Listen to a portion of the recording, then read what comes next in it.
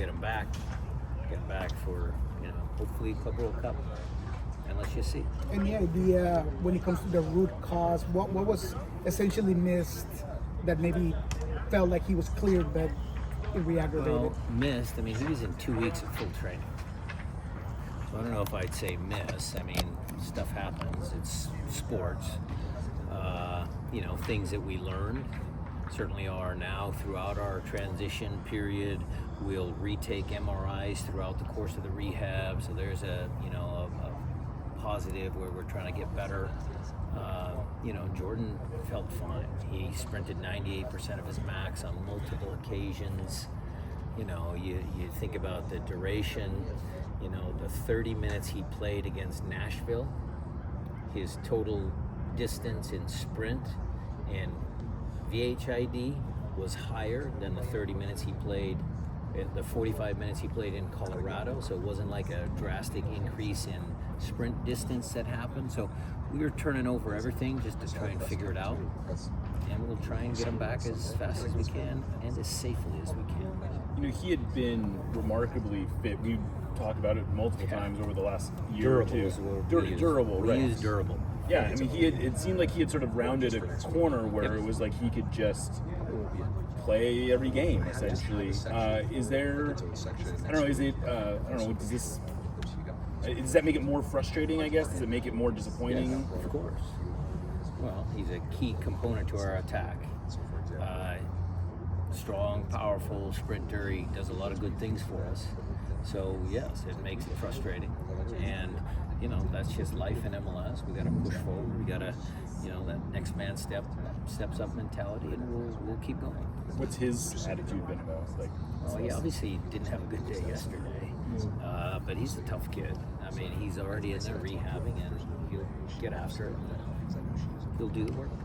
I don't know if we saw him out here today or not, but Jesus was on the side yesterday. With any update on his injury? Jesus is dealing with an adductor, and so I'm going to give him tomorrow to see if he can't get over it.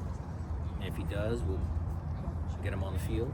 But if not, then I'll, again, a little gun shy. If they do not, we want to lose another attacking player. So that one's a little trickier for me. Any other fitness-related issues out there that we should know about? Nope. Jackson. And he's probably, another couple weeks away? Yeah. Paul, Jackson, those guys are on their programs. Right. Steph obviously is going to be playing in his 400th game for you guys.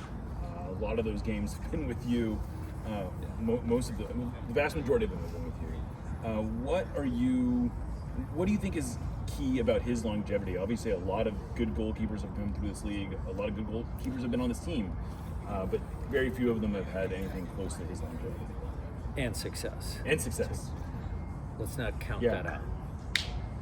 Steph's success. Though, I guess. Well, maybe. I mean, goalkeepers can go. Ramondo, he got 2009 MLS Cup, and then he was in a CONCACAF finals like in 2012. Was an RSL in there?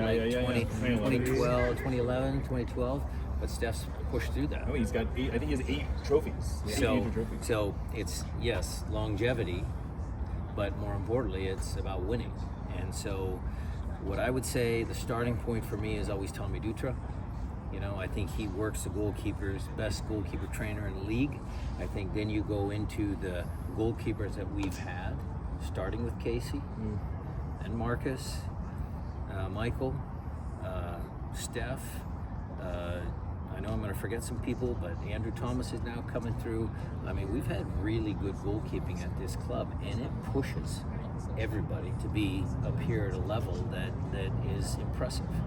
So credit to Steph for putting the work in. Credit to Tommy for making sure the goalkeeping situation in this club is good. So a lot of kudos to Steph. Ryan, a lot of success that has come to this club has been due to the fact that you believe in fostering this healthy competition within the groups, within the units that you have. And in credit to Steph, he's been able to withstand some pretty stiff competition that's come through here. What do you think has been key, not only to maintain that level for him, but also to maintain that competitive and friendly edge within each other? Being a good human being. I mean, that's what I would. You talk to Steph, you know he's a good guy. He would have your back. You want to be in a foxhole somewhere. Stuff's coming at you. You want guys like Steph in your foxhole. You want to talk about being a good guy off the field, mentoring young goalkeepers. You want to talk about his art. He's a well-rounded individual. I mean, being a good human being translates into being a good teammate and a good pro, in my opinion.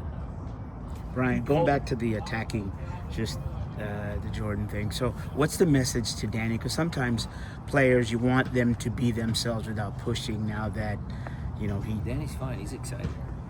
Got engaged, scored 3 goals. He's not a management issue. He's on a high. Yeah, I mean, there isn't any sense of don't get too. You want him aggressive. No, I'm gonna do whatever he eats for breakfast. Keep doing it. And then your 6s. I mean, what do you need for them to continue? What is it that they're doing so well? We have 6 8s. 6-8. I'm sorry. So, because CR and Obed are talented both ways, just continue to do what they do. I mean, it wasn't their best game in Colorado. We need to establish tempo, rhythm. They're in charge of a lot of that, along with Kipke or Jackson. So they got to set the tone in our possession. But they do a lot of good work. I'm sorry, one more. I'm sure, did you have a discussion about heavy touches, back line, just playing simple balls? Playing faster. Faster. All of that, yeah. Oh, yeah. Okay. Steph identifies now as a Seattle guy, and I'm just curious, do you take some pride in seeing someone who, an import into Seattle who does that? And I guess, was there a point where you started to see where you're like, oh yes, he's clearly become a Seattle guy? I don't know if there was a specific point. I mean, he can wear a flannel pretty good. He can rock a flannel. He's a baby. He, drives a Tesla. I mean, maybe I shouldn't say that. I mean, he's going to trade it in. Okay, let me spin myself out of that one. Let's start again. He rocks a good flannel. He lives on Bainbridge. He built his own house. Alex is just killing me for this. Look, he is a great guy. We're happy to have him living in our community.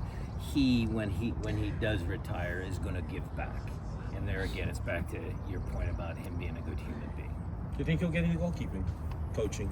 I have no idea. Would you? Not sure. Would you welcome somebody, not necessarily just him, would you welcome somebody of the caliber of human and talent that he has into your staff? Yeah, yes, but that's, I'm not going to fire Tommy, so, he's got a way to go. He'd have to wait. Steph has his art and he's got other interests. He's got some things, he sells some things, so we'll see. I don't want to push anybody to what they don't want to do, and coaching's not as easy as it seems, and it's, it's stressful. Going back to Tommy, what makes him so special? Tommy? Yeah. Tough times don't last, tough people do. That's what I get from Tommy. I know maybe from someone else, but he repeats that all the time. He works them hard. He works them smart. Tommy is not just a goalkeeper coach, but he identifies tactics, defensive tactics, playing out from the back from goal kicks. He helps in all of that. Tommy's a well-rounded coach and another good human being. He can mentor some of these goalkeepers and some of these young people that he touches, and he's a good mentor. And he seems to stay on the current trends. I know that's one of the things that he does. Good coaches. He likes to go to Europe. Going to see other clubs. He has contacts over in Europe. He'll go watch teams train and stuff like that. He's done that all through his coaching career. Good to go. Thanks, sir. Thanks, everybody.